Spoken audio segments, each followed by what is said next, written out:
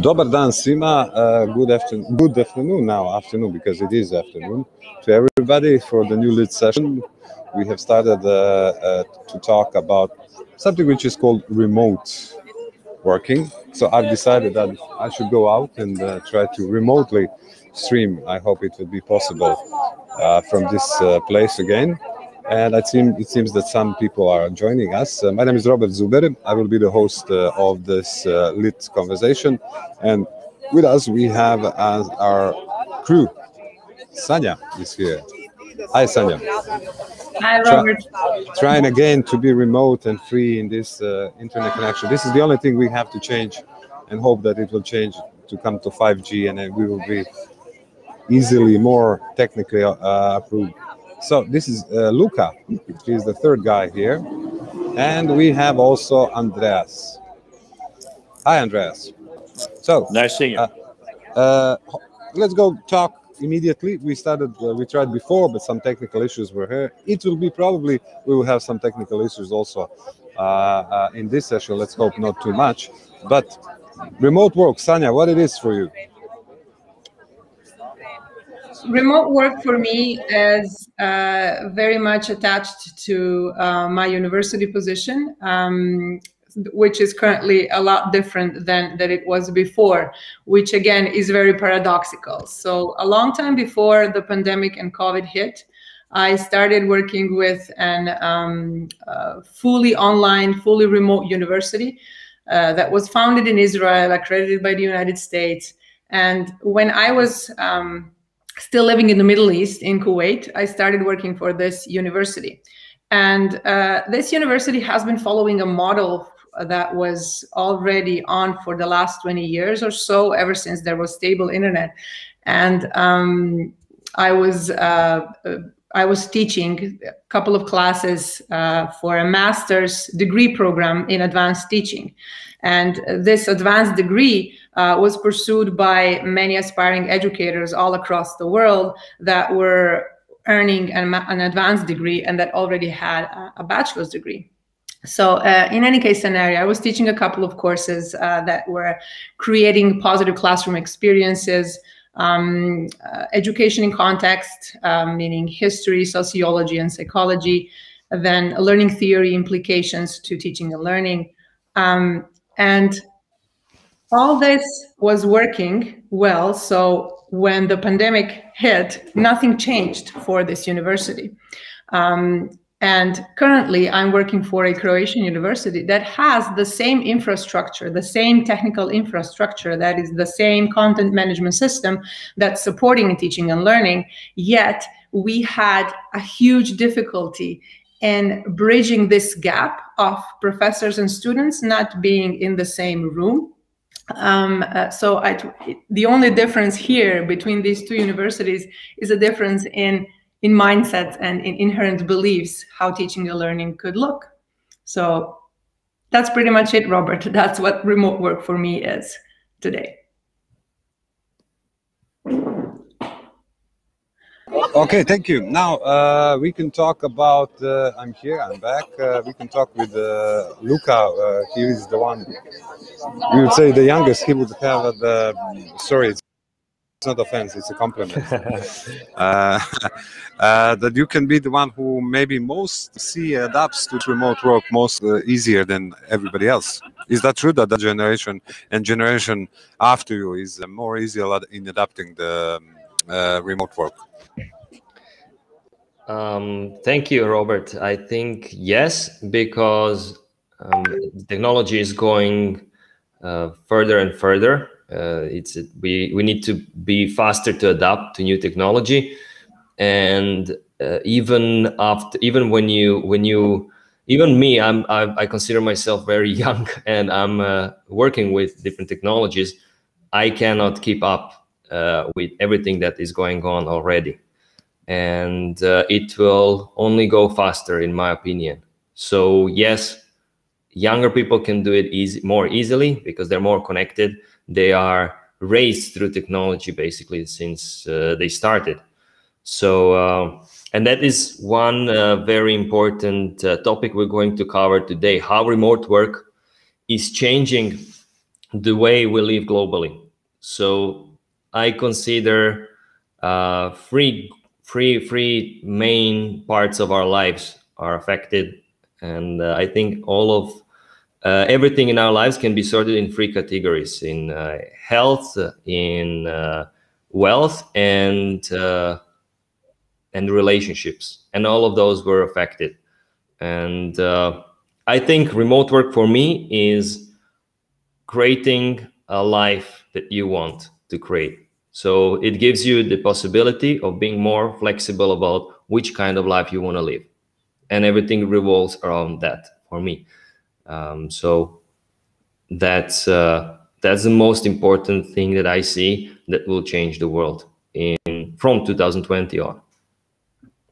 Okay, Andreas, your thought with the technology, you had a situation that you already, in a way, visionary talked about the changes which will. We were talking yesterday about videos, that video call will be something which is coming, and nobody believed that we could talk like this through video, but now it's happening. So now remote work, what is giving as an offer to us?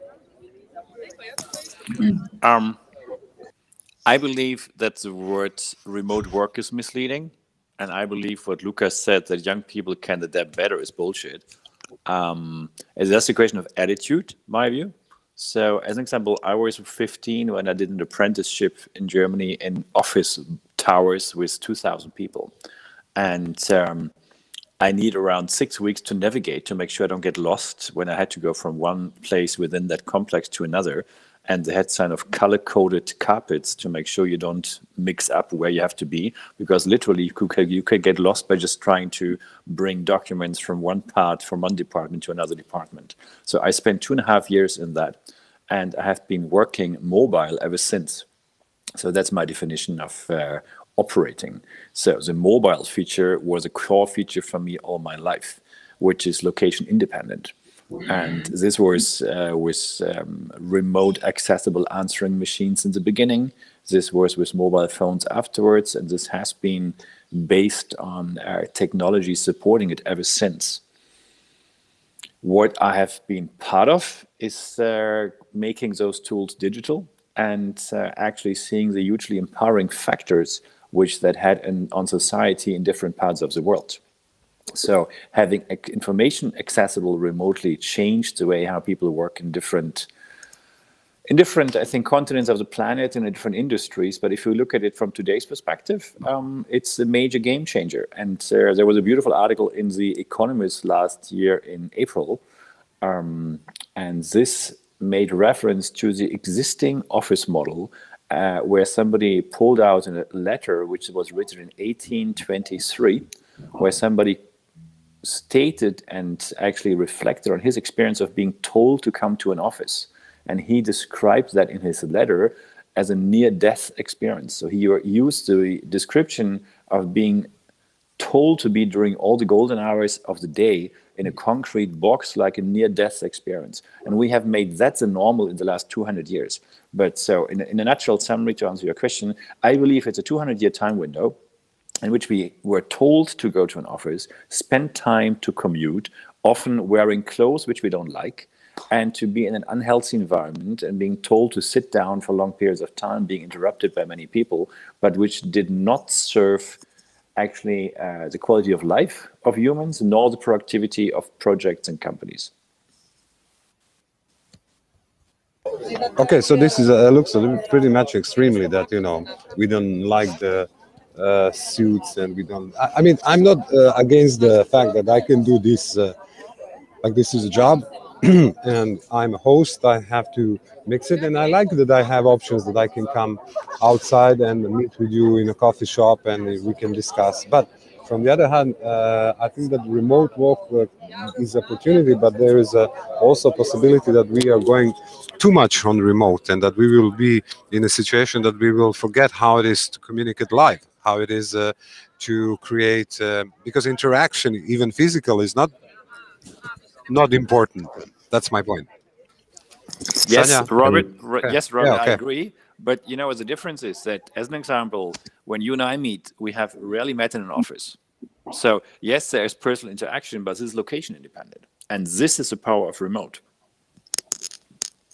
And we are still live, Robert. Now we are live, even though we are behind screens, not in person. And what most people experience now is remote during the pandemic, when they cannot move freely. They cannot be, let's say, completely free to be wherever they want. So this is not really how remote should look like. And yeah, if anyone watching now is working remotely or would like to work remotely, please, I would love you to send us a message under the live call, what you're doing, what you're working on remotely, or what you're working on if it's not remotely, and would you like to work remotely? Okay, so Marian is saying to us, let's hear her. I think that remote work is good for introverts if it safeguards them, as there are a lot of conflict at work. And now this is mildewed or gone. If you have families inside that home, it can be distracting. That's one of the comments. We are welcoming all the comments on YouTube channel of AirPlus or Facebook, so we can comment on that. Sanja?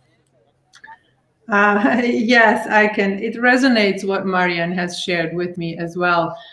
From a perspective of an educator, I've noticed that a lot of students who are introverts and who are not as assertive as some of their colleagues are when they are in a classroom, they step out of their comfort zones easily via virtual environments. They are more active. They like to participate in a chat. They don't necessarily turn their cameras on, but they are more assertive. So I can feel what Marian is saying. But speaking of the distractions at home, from a parent whose kids attending middle school classes were from a large part at home and working, and both my husband working, it definitely was a challenge until we figured it out and until we designed it so that it works. It's a matter of new habits again that we can learn if we decide to. I think that freedom that we had to work from wherever we wanted, from our yard, from the living room, from grandpa and grandma's house, I think that made us better employees, better workers, because those conditions were suitable to us. And then we went above and beyond for the work itself. Better than if we were in an office being distracted by those colleagues that just drop here and there and they ask you if you have a minute, and it's never a minute, it's 30 minutes at least, and then it takes your day and you come home at the end of the day, it's 5:00 p.m. What did you do? Nothing. So I personally feel a lot more productive working remotely. Yeah, and why wouldn't you be able to choose if you want to stay home that day or meet anyone, maybe in your office if you have one, or at their place and work with them at their place? It shouldn't matter. You should be able to pick or choose. And that is what is now changing our work lives. And yeah, companies can now stand out by offering this kind of benefit. If this is a benefit, I consider it normal. I consider the opposite, that if you have to be in the office, that should be forbidden. You should always be able to choose. And of course, if you want to, you can always meet somebody or go in the office if it exists. So we are talking about choosing, not about just going to remote, Andreas, because I see some, like we were talking about Ford, the factory which those who are not in the production, that they can stay at home. But if we are talking about choosing, then it's choosing, not mandatory. That's my point, my question. I think one thing, there are two things. First of all, remote doesn't mean at home. Yeah, mobile doesn't mean at home. You should find the place which serves you best and which actually enables you to perform in a way which you consider as boosting your life and boosting the results. Number one. Number two, offices are ridiculously okay. Well, we are talking about. Offices, no, sorry. We are talking about a home because of the COVID pandemic. Because now mostly we are at home. I know. But you can even during COVID, you can sit in the park. Like, so this is possible for even during lockdown, earthquake in Zagreb, you were still able to sit on a lawn somewhere, or go up to Dubrovkin Put as an example, where there's wonderful LTE coverage, so 4G, and it worked really, really well. And I had ample phone calls from up there, and you smell the trees, and you can do this in an environment which for me was conducive. Yeah, for me during that time, I enjoyed the fact of being in nature and having the positive radiation of trees around me and sitting on a bench. I was productive doing that from places like that. So, but let me go to one other aspect there. So offices are really expensive. Offices are empty often from 6 o'clock at night until 8 o'clock in the morning. And they're often empty on Saturdays and Sundays. So there will be very few companies who will be able to afford offices. If you look back in 10 years, you will say there are very few who will keep office in meeting rooms for certain get-togethers. But running an office, the costs associated with that will not be optional. This is number one. And number two, Robert, the fact of recruiting people in driving distance, in daily driving and commute distance, limits the opportunity of commuting people to only whoever is in that neighborhood. That's number one. And number two, whoever you pay, let's say €1 within that neighborhood, he's not able to spend that euro for a lifestyle which might be far more relevant for that person. So that euro pays you a different lifestyle if you go certain distances. So you will be able to reach people who can be part of your team anywhere. And those people, for whatever that they get paid as a fair share for their contribution, could theoretically spend that money in any environment which is conducive for them, for their children, for anything which they want to do with their life. And that's exceptionally powerful. Okay, I can understand your point. Anybody else wants to share something? Sanja, Luka? I have my opinion, but I will say that as an advocate devils, devil advocate. Sanja. Yeah, I think it's important to emphasize that we have to unlearn all the learned, preconceived misconceptions. I want to put it in that strong vocabulary, because they are preventing us of looking ahead and adapting to the redefined paradigms of work, of education, of living. So, for example, again, I'm going back when we were coming back from the Middle East, back home, back to Croatia. Before, sometime half a year before, my husband has built an online coaching business for him. So he's a high performance and endurance triathlon coach, and he coaches people get ready for marathons, triathlons, Ironman competitions, and so his athletes are training 10 to 15 hours a week, let's say. And then when we came home, so when people asked us, so what are you going to do now? What will you do? And then when we try to explain that he will be coaching athletes remotely, even some of his colleagues, like that were belonging to his profession, couldn't perceive that because they learned that you have to coach in person. So when he was, again, trying hard to explain how that coaching works, another reaction was, but what will you really do for a job? It took a while before we could explain to many people that that is a job, that that's a new type of job, that again, when they did take it, they couldn't understand. They saw him behind a camera coaching people and modeling and demonstrating exercises, warm-up, stretching, and stuff like that. And he doesn't do any of that, basically. There's no point in reinventing the wheel because there's already so many recordings done by so many people, so many coaches, athletes that are already modeling.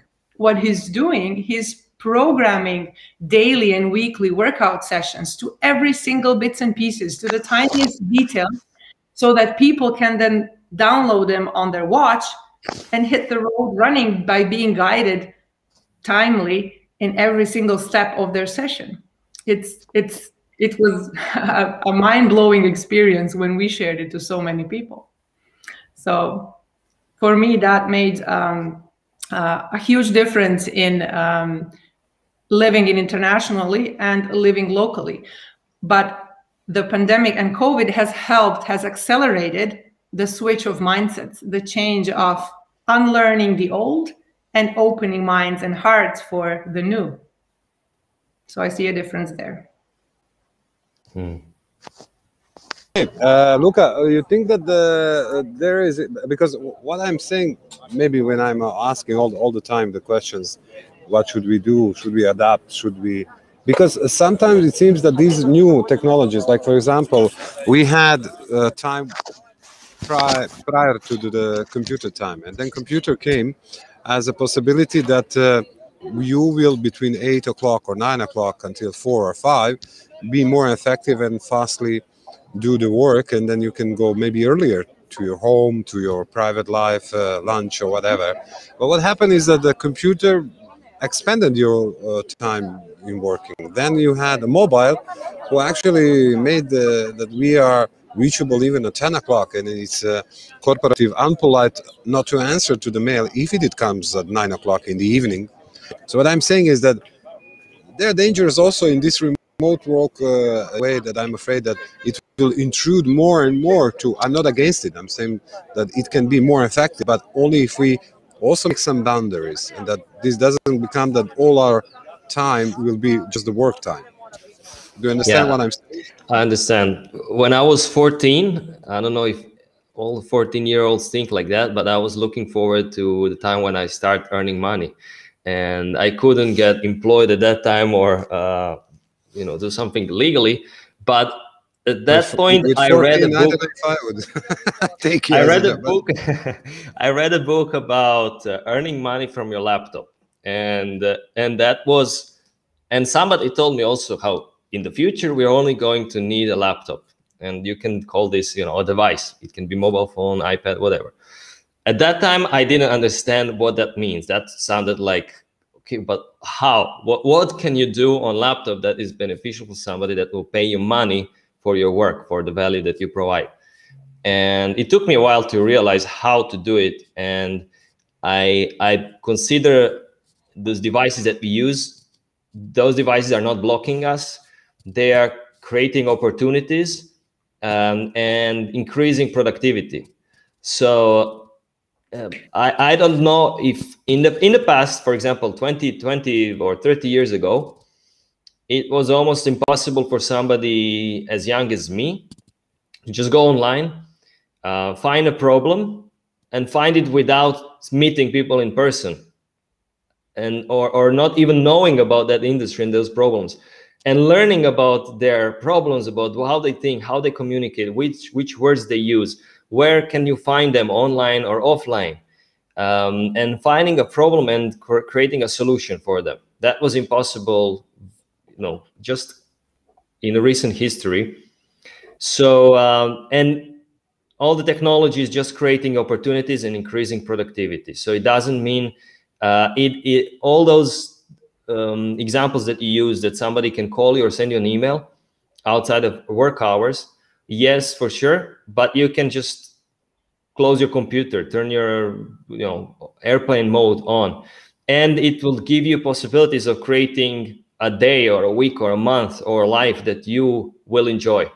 So yeah, but you can take it off. You can put it in the airplane mode. But it happens that, for example, if a company gives you the computer, a company gives you your phone, then it's in a way expected that you're reachable 24/7. But I don't agree with that. So this is the same thing. If the company gives you a fork and a knife for lunch, that you start killing yourself. So it's a really question of how you use the tools. That's the core. So, and all this does, it is empowering people. So how they use that empowerment is their choice. Can you misuse it? Absolutely. Like you can do with every fork and knife which you might use for lunch. So what it does, it goes back to pre-200 years where people can work from anywhere, and they can do it in a way which is conducive for them. So they have a better day because they can go do things at a time which works best for them. They don't have to be in traffic. They don't have to commute, and they will get more money for the same work because the company does not have to pay the expense of an office. So, and this is where people right now can already choose. If you want to have the best people, they can choose, and they will all work remotely or mobile. So if you want to have the best people, that's an option. And if you want, as an example, if you take the example of Zagreb, if you want to have the best people, many people will not relocate to Zagreb. You have people who are maybe 100 kilometers away or 800 kilometers away who potentially are perfect for the project, but they do not want to relocate to Zagreb. So why would you add all this complexity if you can create an environment which allows them to work from anywhere? And there are companies like one of the guys who was involved as an apprentice 20 years ago. He created a company in 2014 called Hodger. So hot, H-O-T, and jar like a jar. So this was from day one entirely set up remotely. But remotely means, Robert, that he still organizes events where team members meet in person. Yeah, he organizes specific events for making sure they build better relationships with each other. So, but this happens outside of conventional offices. So there's a quality of human connection which is essential, and you are 100% spot on with this.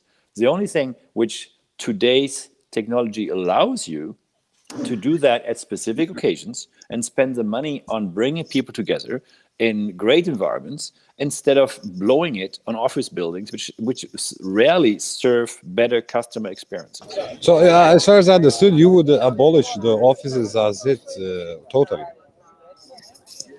Robert, the question is not I would. Offices are currently expiring in large numbers. If you look at the numbers from New York, if you look at the numbers from San Francisco, you can see it. It's happening big time in capital letters. The question is not would I, it is happening. So people are right now, the question is when do you adjust and how do you do it? Yeah, so if Ford Motor Company announces, which they did, if companies like Spotify are doing it with thousands of people, so they are reducing their office costs. So you will have many office buildings which will be repurposed in the next few years. And yes, people have a better quality of life, and you can pay people more as a fair share of their contribution. So the question is not would I, it is happening. The question is only when do people start seeing it? Like most people today make their phone calls on mobile. I was around creating some of those systems in the beginning when I passed on a business card which only had a mobile number. People got confused. Yeah, and so this is now de facto a standard where people just use it all the time. They don't even ask that question anymore. But 20 years, 30 years ago, it was an issue. 20 years ago, we called companies internet companies. We don't call companies internet companies anymore. 120 years ago, we called companies electricity companies because they had electricity. Yeah, so we don't call companies electricity companies anymore. Yeah, so this is a de facto standard which we will look, if we look back in 10 years, we will see, oh, we are still from a generation where people went to an office. Okay, I can see your logic. So my next question to Sanja is also to all of you. How can we preserve those quality which were in non-remote work? So I'm rephrasing myself. How to preserve those values in remote work? Sanja? Okay, I'm assuming, Robert, that you are thinking about social interactions and that spontaneous water cooler chit chat that happens in an office, right? Am I getting that right? Like, what in particular do you feel sad about disappearing? Not sad. I'm just concerned that you have a situation where creativity comes from the. I can talk about journalism. I can talk about documentarism. I can talk about production. That's my field of working. And I believe that without social interaction, many ideas come from the social interaction. I agree with Andres. It doesn't have to be in office. It doesn't have to be in a newsroom, but you have to have some kind of, I don't know, some dock of where you're gathering somehow. So maybe it doesn't have to be in the old-fashioned way. That's the only thing I'm concerned. But how we preserve those facts from the past. Well, I think that creativity and innovation is for a lot of people hard to evolve in an office. A lot of people are having a hard time thinking out of the box, being in the box, as Andreas puts it. So giving that freedom of spaces, I think that adds on to your creativity, where you can be inspired by different places and interacting with different people. But it's a great question that you're asking. What are the alternative methods virtually? How can we make for that? I think that there are a lot of platforms now, collaborative platforms that are enabling those bursts of interactivity and of communication that can be, again, set in a day and fixed or spontaneous, where people can participate in informal chats and exchange water cooler jargon, let's put it that way, in order to connect and not be strictly fixed on a job at hand or a task at hand. But I think that there's a balance. It's a balance of juggling between your deadlines, your workload, and of your interactions. But it can all happen online. It's not the same chemistry, but it shouldn't be the same. It's simply redefined. So we can go now to the topic: how can this globally changing the remote work? How will globally change our way of working and maybe being more productive? Luca or Andreas? So I mentioned 3 parts of life, like health, wealth, which is business, and the relationships, and it's changing it in all 3 ways. And I think the biggest thing that will change in everyone's lives is they will sooner or later have to realize that now that it brings more freedom.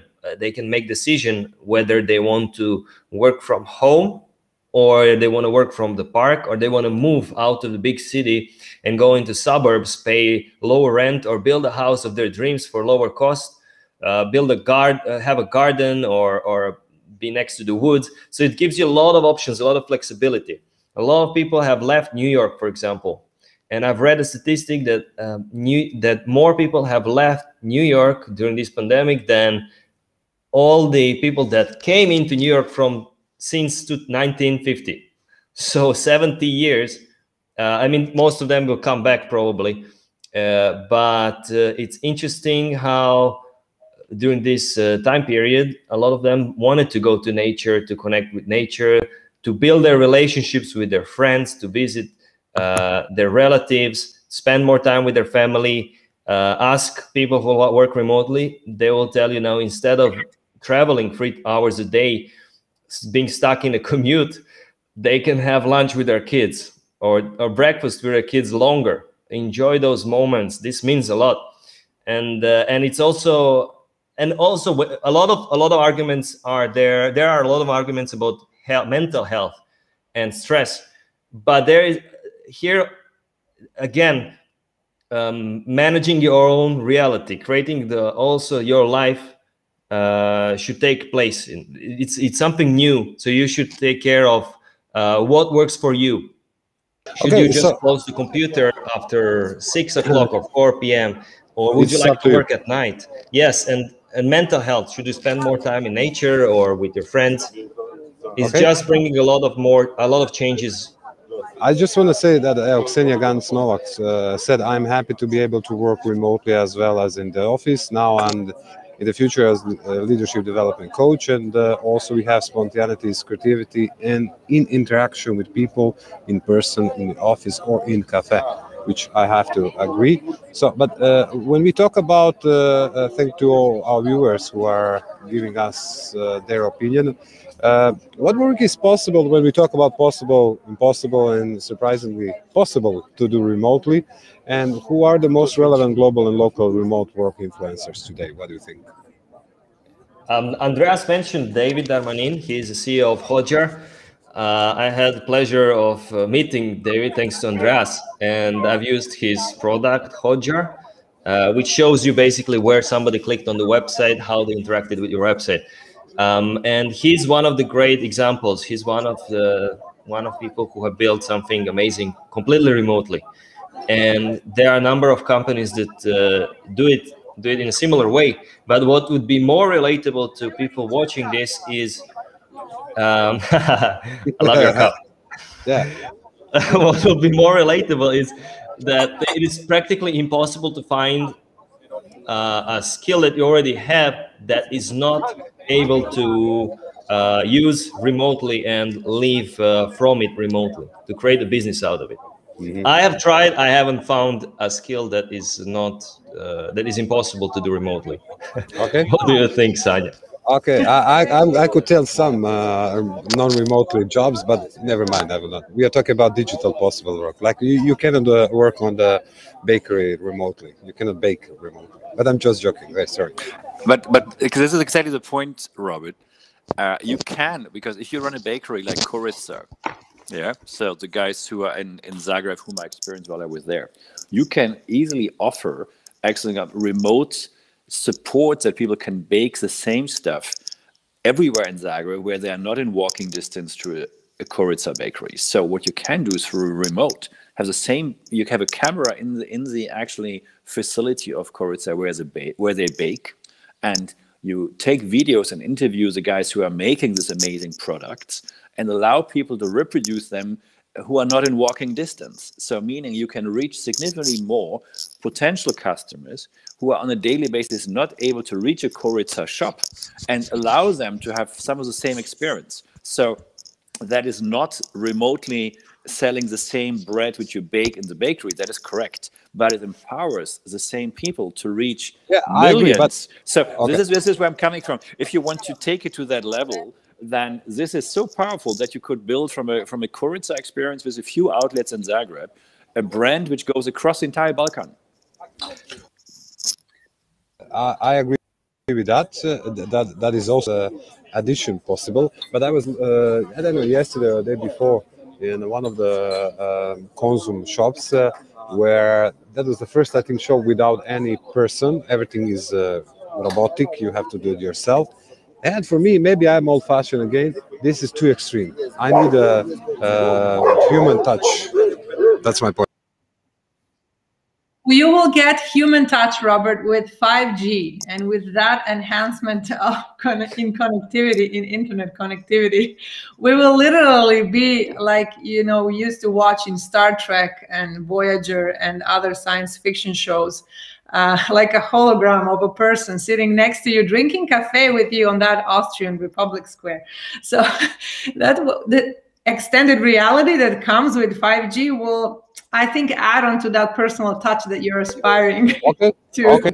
Maybe that's one of the cases we have to talk about it, because I don't want that this is like, you know, I'm just against them. But I mean, there is. We talked about before that there are 3 different paths we can follow to start earning an international salary while staying wherever you're moving, wherever you are. So I'm very happy about that. How can we do that? Yeah. So there are three things you can do. If I disappear for a second, it's a connection here. It says something, but you continue. But let's talk about earning money.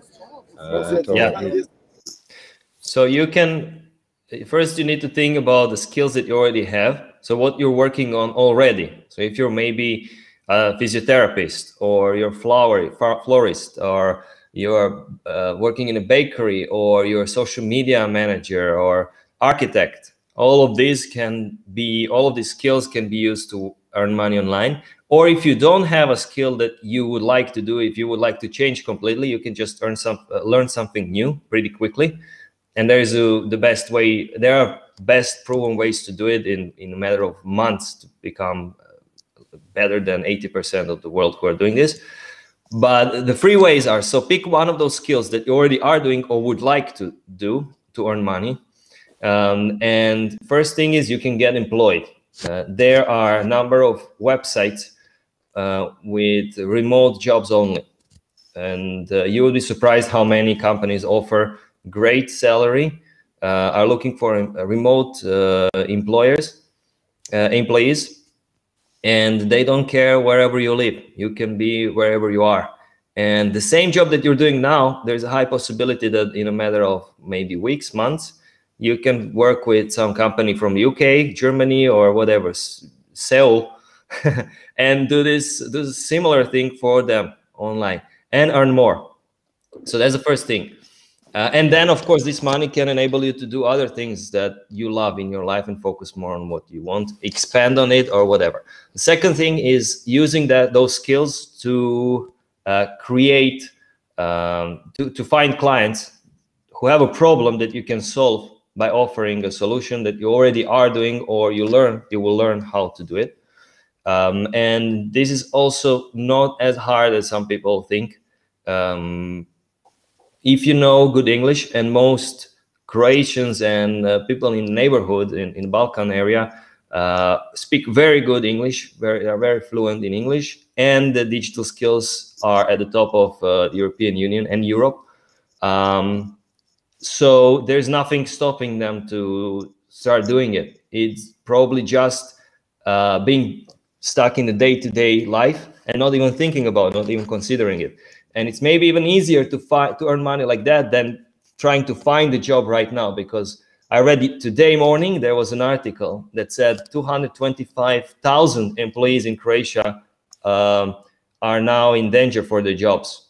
And it will be easier for them to start something new, start earning more money with international clients who are looking for them, and will pay them less still. Maybe they will pay them less than they would pay them in, for example, the US, and they will earn still double than they earn now. And they will be happier, they'll have more flexibility. So that's the second thing, finding clients. And the third thing is becoming a supplier for other companies. And you can do it directly with, for example, you are specialized in providing a standard service of creating websites. You don't have to find clients. You just find one big company that will send clients to you. And that can be done with huge companies that have a big, they have too much work. They need to give it to somebody else they can trust. Or you can just do it through Upwork, Fiverr, those websites that already have traffic. Those are like Amazon for services. Upwork is like Amazon for services. You can either post, you can create your profile, share what you can do for people, and they can either find it directly or they can post a job and then you can apply. And in this way, you are not building your brand as you are if you are finding your clients. You're building Upwork's brand, but you get more traffic. It's maybe for you, maybe it's easier to do it that way. So those are the first three ways. Okay, you explained it nicely, Andreas. Sanja, you want to add something to it? Yeah, I can. I came to your country, Robert, in 2017, based on a family trauma. So one of my daughters was abducted to your neighborhood, and so I've been asked ever since I arrived, what do you believe about the country? How can you see the country unfold? So, and my commitment ever since has been to leave a mark and to actually be part of a positive transformation. I have experienced those transformations in Germany. I've experienced them in Asia, in countries like Indonesia, like India. I've experienced it in Malta in the last 20 years, where we created or we initiated an entire remote business industry. What I can say that the potential of mobile work, this is how I would call it, is going to transform, or is this the number one issue having an impact on transforming the entire neighborhood in which you live, Robert, because it will stop, or it will give people an opportunity or an alternative instead of leaving. So what you experience in your neighborhood is a brain drain, where you are in the top in Europe when it comes to people leaving the country. What you can do through mobile work and remote work, you can actually, for the first time, offer them options to stay, as an example, in places like Osijek and pursue opportunities around the world. Yeah, so meaning people who have experienced that level of empowerment, they might still leave, but many of them will stay. So far, you are allowing people to grow up in your country. You are teaching them, you're training them at school and university, and then many of them leave in pursuit of better opportunities. What we are doing right now, we are boosting the know-how for those people to have the option to stay. Yeah, and this is going to be the number one game changer for the entire neighborhood. Okay. Can you hear me? Yeah, something changed a little bit with our mobile. I had to switch it anyway.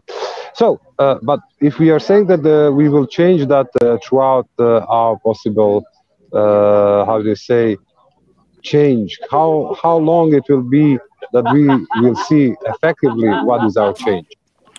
I met Luca in 2018, and you can see what he's doing now. So, and he's one example. And right now, the situation is there will be the next 800. I would call them just for name purpose, Lana and Lucas. Yeah, so who actually can see that there is an opportunity to pursue that. And luckily, through the innovation pandemic of last year, Robert, people got used to use video. They got used to work from home. So this is so powerful in the transformation of the neighborhood that you have seen it last year. It will be more. And what we are doing right now, this is why we are doing it, is actually leading to a higher awareness and then train people to use it. Don't forget, the Croatian Chamber of Commerce, which has been around for, what, 165 years? So they were leading by spring 2020. They identified the importance of remote work, and they asked us at the time to organize a workshop around the subject. So that finally happened then in July. But they were already on the subject a year ago. So it's happening. Okay, Sanja, what do you think? Well, I can feel it in the last 2 years that I was back home in Croatia. I can feel that change, and it's going as I said, with the new paradigms of work being changed, accelerated. When I shared my husband's experience working remotely, that was working for us, where we were pleased working for us when we are here. He was learning new skills already. My kids, what they did when there was a first lockdown in Croatia, they were just in the middle of learning new instruments. So my younger son was learning drums and my older son was learning the guitar. And as a result of being coached remotely by their teachers, by their drum and by their guitar teacher, they came up with a performance. And in May in 2020, when there was nothing going on, they were able to produce a first street performance concert on their own and earn their own money, being aged 9 and 10. That sounds impossible, but it's really not. They were just open-minded and they pursued gaining skills, and that was it.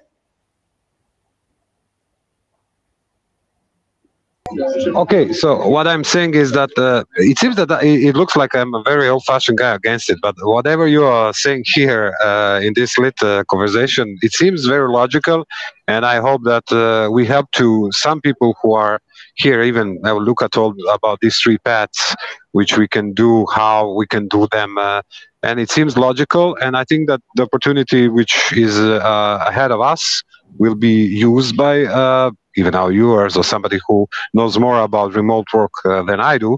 But at the end, from my side, because it seems that I'm the only one who is like grungy sounding, I can say that 10 years ago, I wouldn't be able as a host,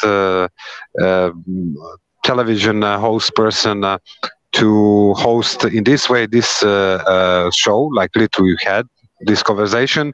So I must admit that the technology is making easier for us, and making, even as Luca or Andreas probably and Sanja said, you can make your environment more beautiful. So I'm here with my coffee with beautiful, how do you say that? Smiling. Smile, yeah, it's a smile, yeah. So I can end with this beautiful smile. And this is, for me, a positive way to end this conversation. Hope that next month we will have another one, beautiful and also content-wise good as this one was. Are you satisfied, guys? Yes, I have one question. I would love if we have people in the audience who come up with something where remote work could not either be done or improve the work which is happening. So tell us where you see there's a space where the remote perspective would not add value because it could improve it or it could actually replace the physical interaction. Okay, Luca, Sanja, final words from you. Yes, I would say it's been over a year since a lot of us have been, since the pandemic started. And I would just encourage people to consider finding an international job or international clients because they have everything they need. And I know that a lot of us start learning English at very early age, and we don't know why we learn it. We just speak it very well, and we never use it until we understand why we learned it. And we only use it when we travel. And I know that sometimes there is a feeling of embarrassment when you speak English in Croatia.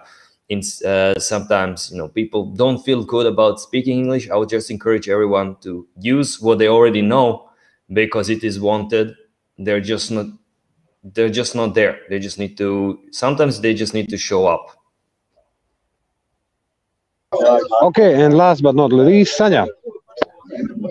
Thank you, Robert. Yeah, from my perspective, working as an educator remotely, I think that collaborative platforms that are such as simple as Trello or Slack or Padlet that anyone who has a Google account can open. I think that they make the collaborative activities accessible to everyone, and they provide a searchable record of everything that was going on in the back scenes and up front. And it's making things easier in a way that we do not have to sit in a three-hour-long meeting in order to know who decided what was decided. We don't need to interrupt each other to figure out what we're talking about. We can all look it up front in those searchable records, and we can come to those meetings that happen in a live synchronous environment as we're having now. We can come to those meetings prepared and know what we're talking about. And so I think that remote work simply flips that meeting culture. It fosters the flipped meeting culture, where we do not meet just to chit chat and to digress in hours-long meetings, but we come to do the work and to have good, productive, effective conversations. Thank you. Okay, so I think that for now we gave a different perspective of remote work in this session. Thank you for joining me on R+, and I hope that our viewers got some information which are useful. Don't be discouraged by me being grunge. I actually love the idea of remote work. I love the fact that I can be here and enjoy myself. I'm just concerned about some part of works which I believe we preserve, but I see that Luca, Andreas, and Sanja are also pushing me and supporting in this topic and concern to preserve whatever we have to preserve from that normal. And I believe that we can also in next month, I hope that we will have more impact, and that this also video can be shareable. Write to us, write below comments and also suggestions. We can also include them in the next split. Guys, thank you. I hope it will be a beautiful day for you, wherever you are now. Thank you, Robert. Thank you.